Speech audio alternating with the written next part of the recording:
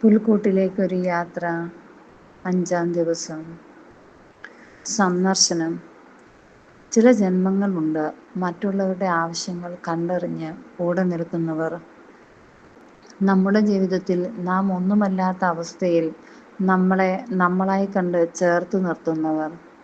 ചില സാന്നിധ്യം മതി നമ്മളൊക്കെ ഹാപ്പിയാവാൻ. പരിശുദ്ധ അമ്മ നൽകിയ സന്ദർശനം ഒരേ സമയം 2 പേർക്കാണ് സന്തോഷം നൽകിയത്. എലിസബത്തിനും ഉദരത്തിലുള്ള കുഞ്ഞു സ്നാപക യോഹന്നാനും.